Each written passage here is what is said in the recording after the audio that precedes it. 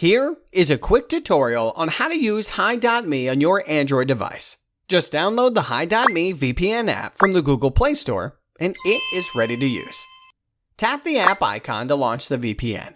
If you are a free user, click on Start Your Free Trial or tap on Log In with your account if you have a paid subscription. Click on Enable VPN to start using hide.me. You can see the country server you are connected to on the lower left of the interface. You can even select a server of your choice. Tap on the Change button or click the settings icon on the top right and then tap on Location. You can either choose Automatic to connect to the fastest server or tap on your preferred server location.